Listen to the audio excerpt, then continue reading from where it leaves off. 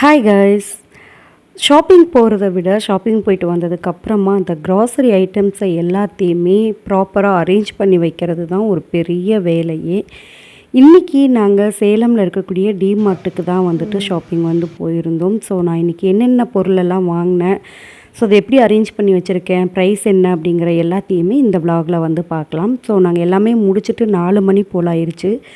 சாப்பாடு எங்கேயும் கிடைக்காததுனால, அவ்வளோ பெரிய ஹோட்டல்ஸ் எல்லாம் எதுவும் இல்லாததுனால, வீரபாண்டி சைடு வந்து இந்த 100 ருப்பீஸ்க்கான சாப்பாடு 5 வகையான கறி விருந்து அப்படிங்கிற மாதிரி தான் வந்து டேஸ்ட் பண்ணியிருந்தோம்.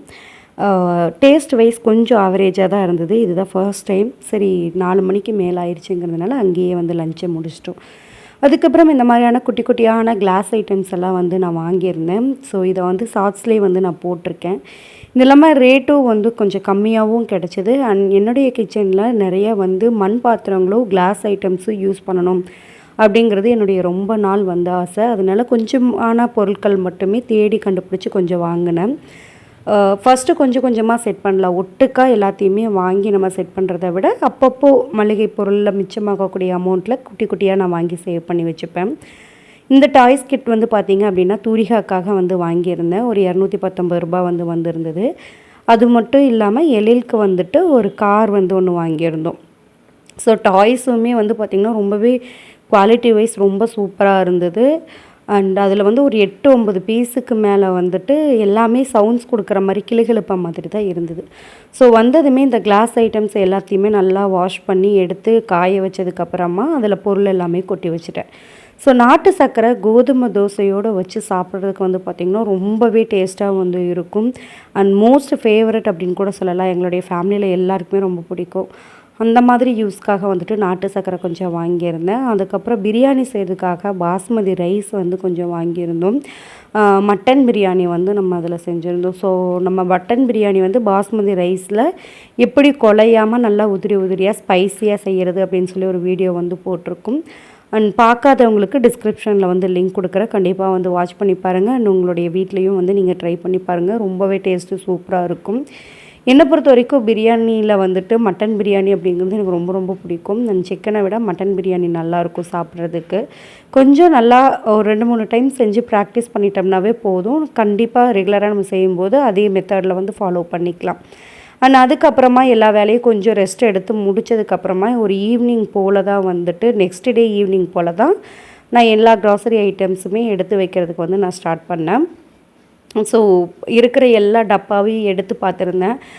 நிறையா கொஞ்சம் திங்ஸ் இருந்ததுனால அந்த குட்டி குட்டியாக இருக்கிற கொஞ்சம் போன மாதம் வாங்கின அந்த மளிகை பொருள் இருக்கும் இல்லையா, கொஞ்சம் கொஞ்சமாக மிச்சம் இருக்கிறது அதெல்லாம் ரீஅரேஞ்ச் பண்ணி மாற்றி வேறு இடத்துல வச்சுட்டு அதுக்கப்புறம் நான் வாங்கின எல்லாத்தினுடைய பொருளையுமே வந்துட்டு இந்த பாக்ஸில் வந்து கொட்டி வச்சிட்டேன். சம்டைம்ஸ் எனக்கு என்ன ஆகும் அப்படின்னா சில பொருள் அதிகமாக வாங்குவேன், சில பொருள் கம்மியாக வாங்குறதுனால பாக்ஸ் வந்து மாறிட்டே இருக்கும். சில பாக்ஸஸ் மட்டும் ஸ்டாண்டர்டாக ஒரு சிலது வந்து அப்படியே இருக்கும், சில பாக்ஸஸ் மட்டும் மாறிடும். அதனால எந்த பொருள் எதில் இருக்குங்கிறது அப்போதைக்கு ஞாபகம் வச்சுக்கிறது தான். ஸோ நெக்ஸ்ட் மந்த் அதில் இருக்குமா அப்படிங்கிறது தெரியாது. ஸோ நான் இதில் ஒவ்வொரு பொருளுமே நான் எவ்வளோ கிராம் வாங்கியிருக்கேன், கிலோ வாங்கியிருக்கேன், அண்ட் அதுக்கு எவ்வளோ ரேட் வந்திருக்கு அப்படிங்கிறத நான் மென்ஷன் பண்ணியிருக்கேன். ஸோ உங்களுடைய நியர்பையில் ஷாப்பில் நீங்கள் வந்து எவ்வளோக்கு வாங்கிட்டுருக்கீங்க அப்படிங்கிறத இதனுடைய ப்ரைஸ் கம்பேர் பண்ணி இது ரேட் வந்து உங்களுக்கு கரெக்டாக இருக்கா அப்படின்னு வந்து சொல்லுங்கள். ஸோ எனக்கு வந்து ஹெல்ப் பண்ணுறதுக்கு அம்மாவும் ஹெல்ப் பண்ணிகிட்டே இருந்தாங்க. அந்த டே ஃபுல்லாகவே இதுலேயே போயிடுச்சு. காலையில் சமைச்சு முடித்து ஹஸ்பண்டை தாட்டுனதுமே இந்த வேலையில் உட்காந்தது தான். அதுக்கப்புறம் பாப்பாவை இடையில பார்க்குறது, அந்த தம்பி கூட கொஞ்சம் நேரம் விளையாடுறது, அப்படியே அந்த பொருள் ஹால் ஃபுல்லாக இருந்தது. அதுக்கப்புறம் முடித்து எடுத்து வைக்கும்போது வந்து பார்த்திங்கன்னா ரொம்ப டைம் வந்து ஆயிடுச்சு. டின்னர் டைம் கிட்டேயே வந்து ஆயிடுச்சு. இந்த மாவு வகைகள் எல்லாமே வந்து நான் மோஸ்ட்லி இந்த சில்லி பஜ்ஜி இந்த மாதிரியான ஐட்டம்ஸ் வந்து போடுறதுக்காக தான் வாங்குவேன். அண்ட் மளிகை பொருளை வந்து வாங்கிறத விட அது ஸ்டோர் பண்ணி வைக்கிற விதம் ரொம்ப ரொம்ப முக்கியம். நிறைய பேருக்கு என்ன இருக்கும் அப்படின்னா நம்ம மொத்தமாக 1 கிலோ 1/2 கிலோன்னு சொல்லி வாங்கி வைக்கும்போது வண்டு பூச்சி இதெல்லாமே பிடிச்சிரும்னு சொல்லுவாங்க. அதனால அளவளவாக வந்து வாங்கிக்கலாம். மேக்ஸிமம் வாங்கினா ஒரு 1/4 கிலோ வந்து வாங்கலாம் அப்படின்னு சொல்லுவாங்க. என்னை பொறுத்த வரைக்கும் ஒட்டுக்காக வாங்கும்போது தான் உங்களுக்கு வந்து அமௌண்ட் வந்து கொஞ்சம் சேவ் ஆகும்.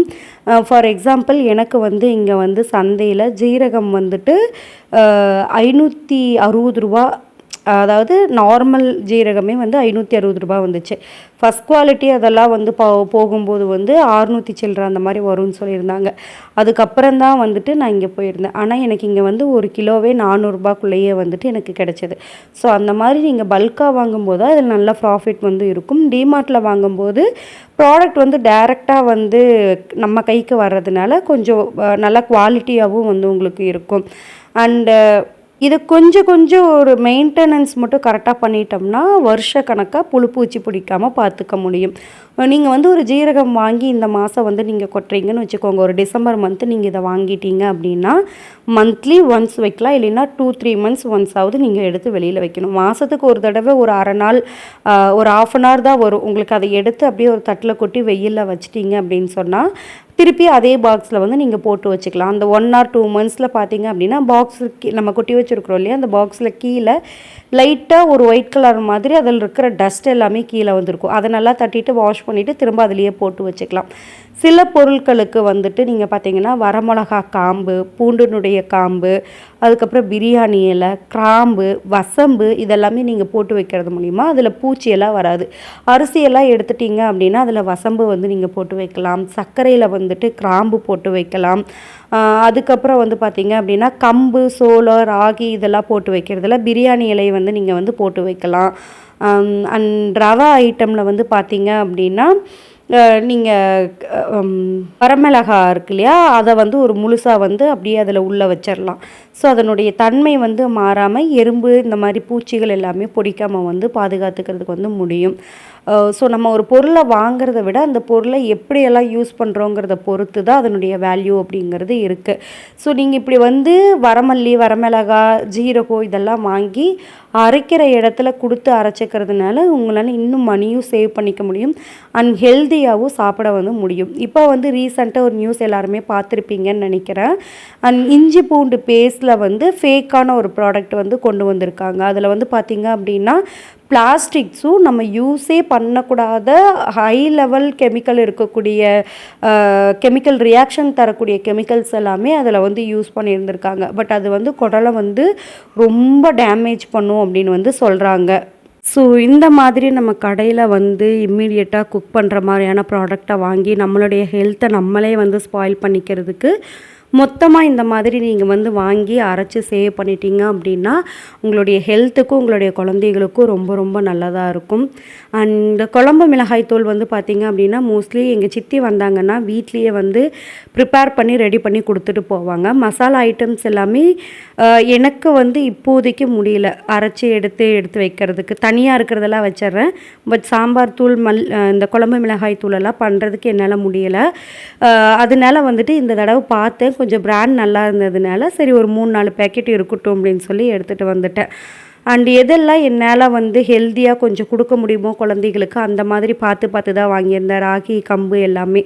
ஏன்னா இதை நம்ம மிஷினில் கொடுத்து அரைச்சி எடுத்து வச்சிட்டோம் அப்படின்னா கொஞ்சம் நாட்டு சர்க்கரையும் நெய்யும் கலந்து உருண்டை பிடிச்சி கொடுத்தோம்னா கம்பு லட்டெல்லாம் சாப்பிட்றதுக்கு அவ்வளோ ஹெல்த்தியாக இருக்கும். வெளியே ஒரு பேக்கெட் நீங்கள் பிஸ்கெட் அந்த மாதிரி கொடுக்குறத விட இந்த கம்பு லட்டு 2 நீங்கள் கொடுத்து விட்டிங்கனாவே போதும். அவங்களுக்கு ஃபில்லிங்காகவும் இருக்கும், நல்ல ஸ்ட்ரென்த்தாகவும் வந்து இருக்கும். என்றைக்குமே குழந்தைகளுக்கும் சரி பெரியவங்களுக்கும் சரி உடம்பு வந்து நல்லா குண்டாக இருக்காங்கங்கிறதுக்காக அவங்க ஹெல்த்தியாக இருக்காங்க, ஒல்லியாக இருக்கிறதுக்காக அவங்க அன்ஹெல்தி அப்படிங்கிறதெல்லாம் கிடையாது.